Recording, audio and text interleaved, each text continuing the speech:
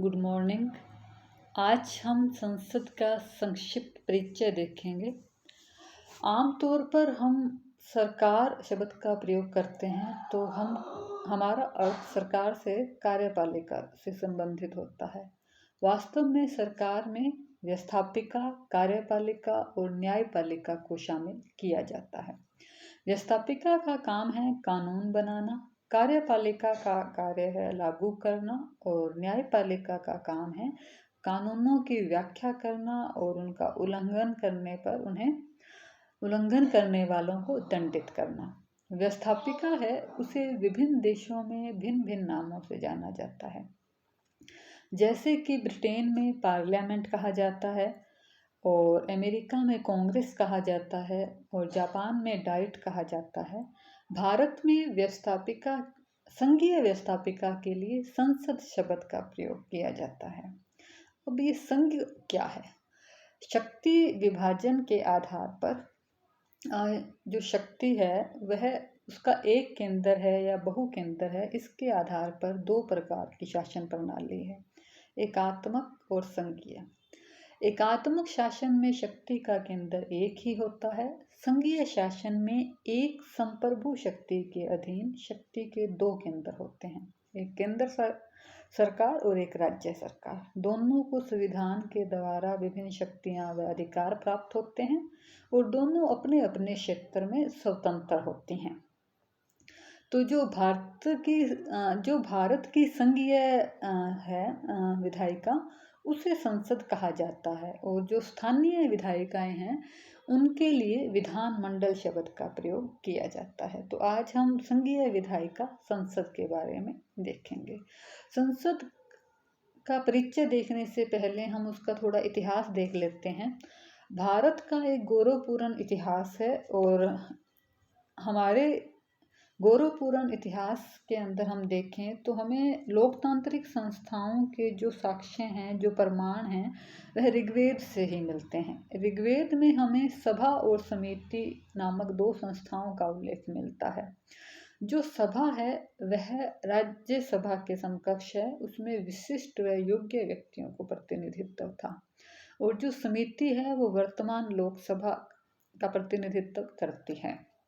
इसके अलावा ऐत्रेय, ब्राह्मण, पाणिनि की अष्टधारिणी, अशोक के शिलालेख, कौटिल्य के अर्थशास्त्र आदि अवशेषों में भी, आदि जो प्रमाण हैं उनमें भी हमें लोकतांत्रिक संस्थाओं के अवशेष मिलते हैं। ब्रिटिश शासन के दौरान सर्वप्रथम द्विसदनात्मक व्यवस्थापिका के लिए मोंटेस्क्यू चेम्सफोर्ड प्रतिवेदन में उसकी अनुशंसा की गई। मोंटेस्क्यू चेम्सफोर्ड प्रतिवेदन के आधार पर ही भारतीय शासन अधिनियम 1919 में केंद्र के लिए द्विसदनात्मक व्यवस्थापिका की स्थापना की गई और इसी को आगे विस्तार करते हुए भारतीय शासन अधिनियम 1935 में राज्य विधान मंडलों में द्विसदनीय विधानमंडल की व्यवस्था की गई।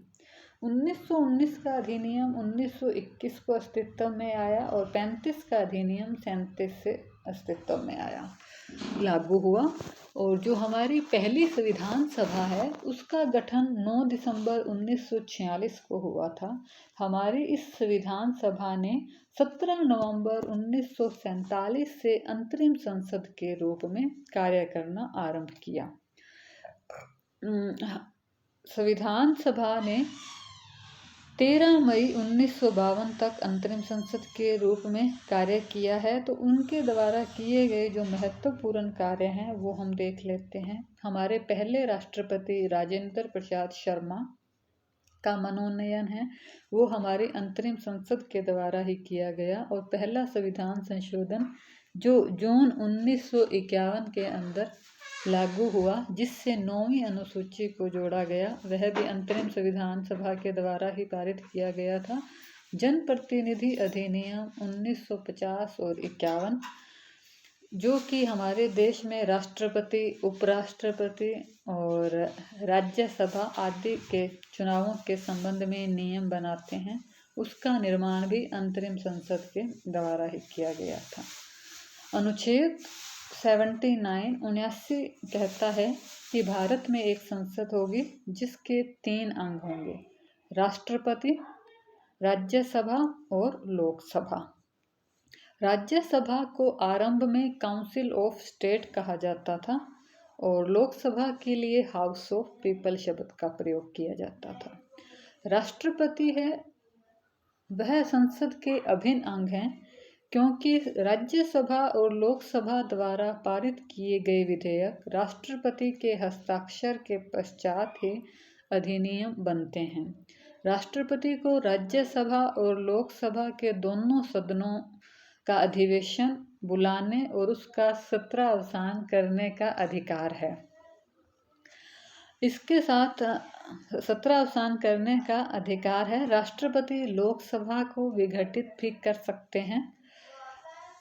और राज्यसभा की बात करें तो मूल संविधान में इसके लिए काउंसिल ऑफ स्टेट शब्द का प्रयोग किया गया था। वैसे राज्यसभा के लिए विशिष्ट सदन, उच्च सदन, द्वितीय सदन शब्द का भी प्रयोग किया जाता है। विशिष्ट सदन क्योंकि राज्यसभा के सदस्य हैं वो विशेष योग्यता वाले होते हैं और संविधान सभा का भी उद्देश्य यही था कि ऐसे व्यक्ति जो राजनीति से दूर रहना चाहते हैं, प्रत्यक्ष रूप से राजनीति में भाग नहीं लेते, वो राज्यसभा के विधानमंडलों के द्वारा उनका चुनाव हो जाए या राष्ट्रपति उन्हें मनोनीत करके संसद में शामिल करें ताकि उनके अनुभवों का फायदा लाभ उठाया जा सके। इसीलिए विशिष्ट सदस्यों के कारण विशिष्ट सदन कहा जाता है। और धन विधेयक संबंधी कुछ आर्थिक विधेयक हैं धन संबंधी, उनको है पहले लोकसभा में रखा जाता है और बाद में राज्यसभा में रखा जाता है, इसीलिए इसे द्वितीय सदन भी कहा जाता है। हमारी राज्यसभा का गठन 3 अप्रैल 1952 को हो गया था और 13 मई 1952 की इसकी पहली बैठक हुई। 23 अगस्त 1954 को सभापति ने इसका नाम राज्यसभा रखा। इससे पहले काउंसिल ऑफ स्टेट था। और लोकसभा, भारत में पहली लोकसभा के लिए चुनाव हैं वो अक्टूबर 1951 में आरंभ हुए और फरवरी 52 तक पूर्ण हुए।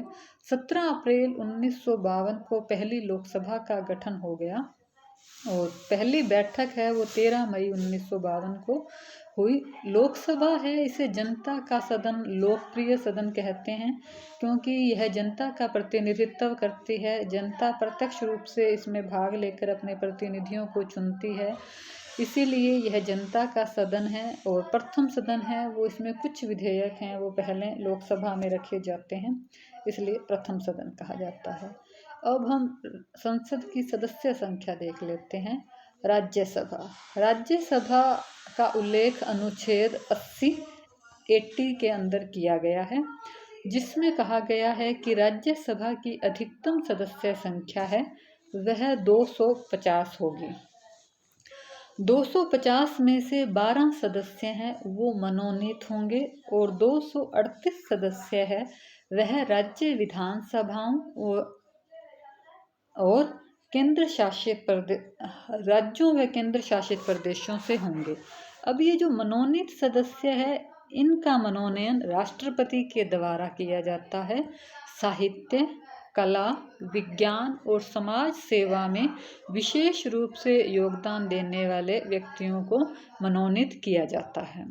वर्तमान की बात करें तो अधिकतम सदस्य संख्या 245 है।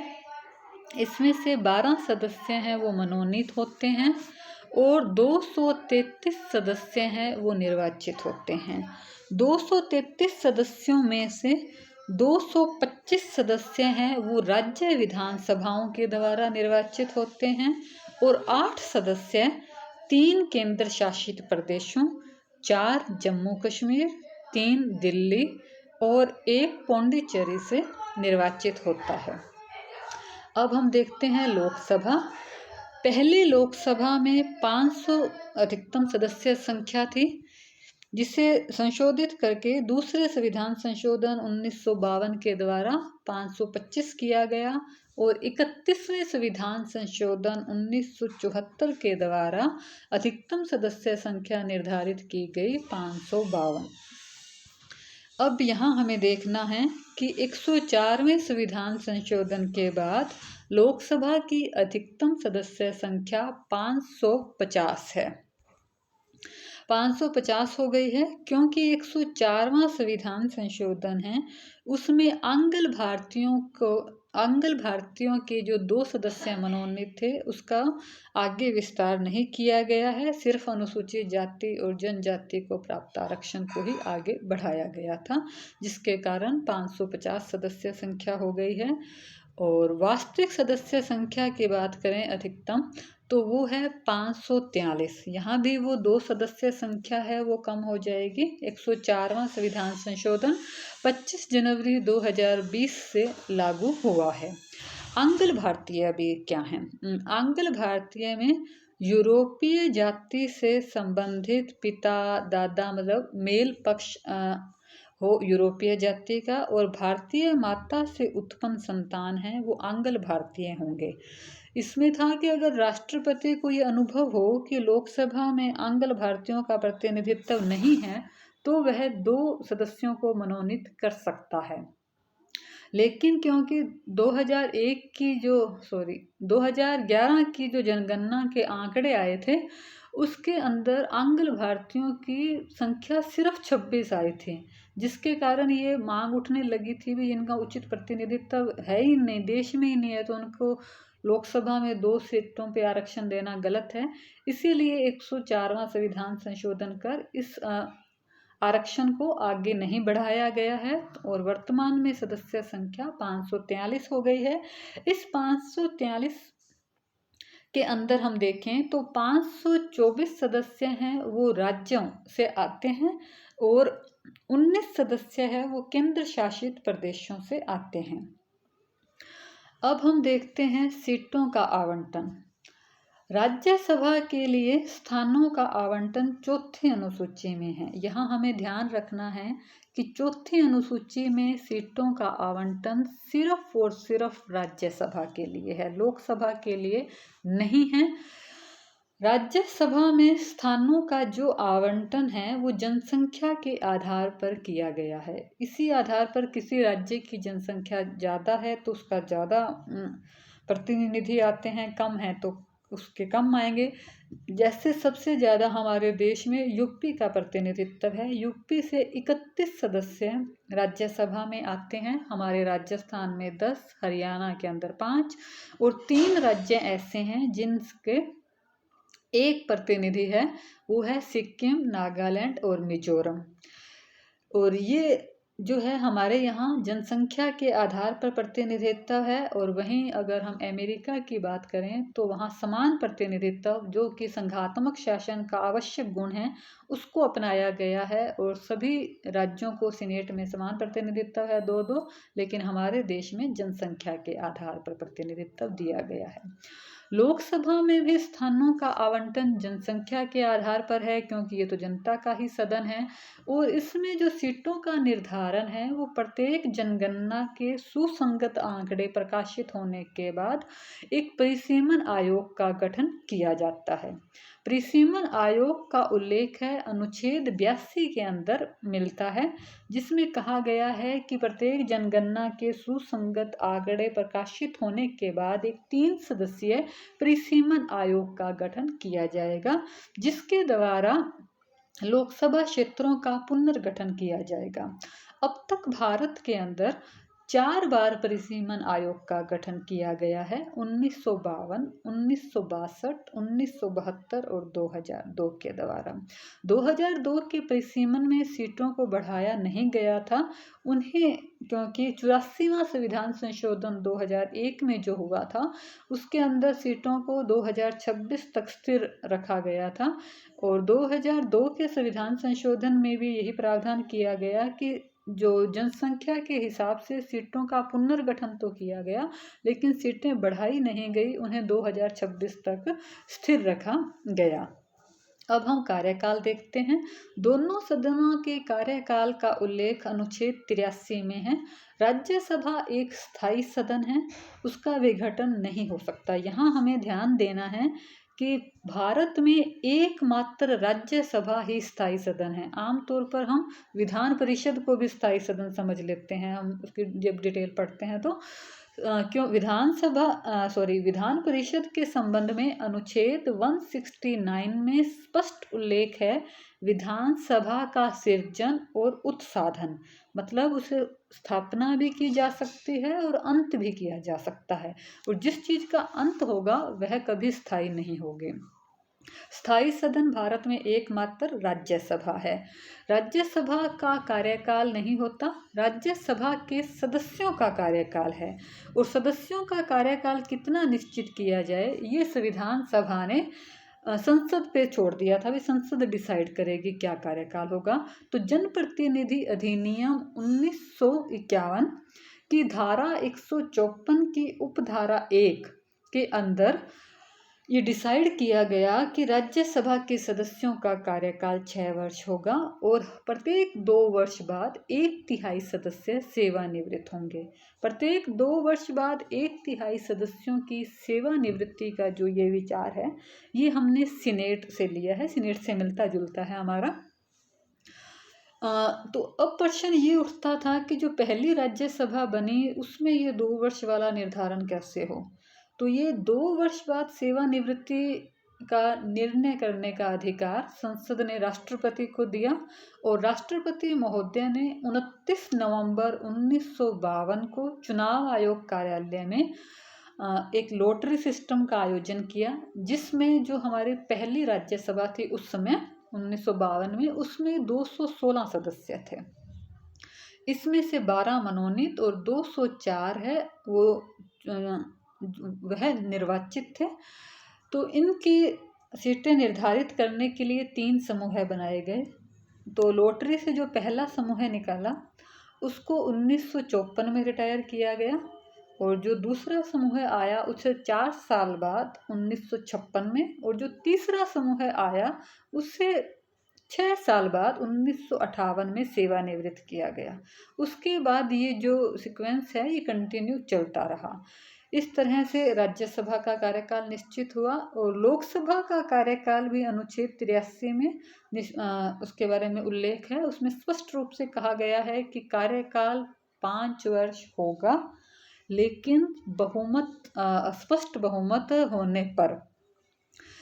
पहली बैठक से 5 वर्ष तक बहुमत है, तो लोकसभा 5 वर्ष पूर्ण होने पर स्वतः विघटित हो जाएगी। अगर किसी कारण से लोकसभा के पास बहुमत नहीं रहता तो वह समय से पूर्व भी विघटित हो सकती है। राष्ट्रपति है उसे समय से पूर्व भी विघटित कर सकते हैं। और लोकसभा का जो कार्यकाल है वो अनुच्छेद 352 के अंतर्गत अगर आपातकाल लगा है देश में तो 1 वर्ष के लिए बढ़ाया भी जा सकता है। 5वीं लोकसभा के कार्यकाल को 1 वर्ष के लिए बढ़ाया गया था। तो सबसे लंबा कार्यकाल, ये प्रश्न आ सकता है, मतलब पूछा जा सकता है कि सबसे लंबा कार्यकाल किस लोकसभा का था। तो 5वीं लोकसभा का सबसे लंबा कार्यकाल था। अब योग्यताएं हैं। संसद के सदस्यों की योग्यताएं हैं वो अनुच्छेद 84 में उसका वर्णन मिलता है। उसमें जो कॉमन दोनों सदनों के लिए सामान्य योग्यता है वह भारत का नागरिक होना चाहिए। और इसमें है कि जिस राज्यसभा के लिए कम से कम 30 वर्ष आयु पूरी कर चुका हो और लोकसभा के लिए 25 वर्ष की आयु पूरी कर चुका हो, और अन्य योग्यताओं को निर्धारित करने का अधिकार है वो संसद को दिया गया है। संसद विधि बनाकर समय समय पर अन्य योग्यताएं हैं वो निर्धारित कर सकता है। अब हम देखते हैं निर्वाचन। निर्वाचन में राज्यसभा है वह राज्यसभा का निर्वाचन अप्रत्यक्ष होता है, आनुपातिक प्रतिनिधित्व की एकल संक्रमण मत पद्धति के द्वारा। अब आनुपातिक मत पद्धति के अंदर प्रत्येक मत का मूल्य होता है। अनुपातिक प्रतिनिधित्व का मतलब है कि जितने मत मिलेंगे उस अनुपात में प्रतिनिधित्व होगा। कि एकल संक्रमण मतलब बहुसदस्य चुने जाएंगे पर मतदाता एक मत देगा, और संक्रमण वो मत है हस्तांतरित होता रहेगा। इसके मत में क्या है, जैसे बहु सदस्य चुने जाते हैं 2, 3 या तो वो मतदाता मत देता है, उसमें वो अपनी पसंद निश्चित करता है, पहली पसंद, दूसरी पसंद, तीसरी पसंद। और जैसा कि इसमें मतों के अनुपात में वो मतों के अनुपात में उसका संख्या निश्चित होगी, तो उसके लिए न्यूनतम मत कोटे का निर्धारण किया जाता है। न्यूनतम मत कोटे में राज्य विधानसभा की सीटें भाग निर्वाचित होने वाले सदस्यों की संख्या +1 और आंसवर में 1। सपोज इसे मैं राजस्थान के एग्जाम्पल में समझें तो 200 सीटें हैं हमारे, और जो उम्मीदवार हम राज्यसभा के लिए भेजते हैं वो 3, 3, 4 है, मतलब 2 वर्ष 3, फिर नेक्स्ट 2 वर्ष में 3, फिर 4।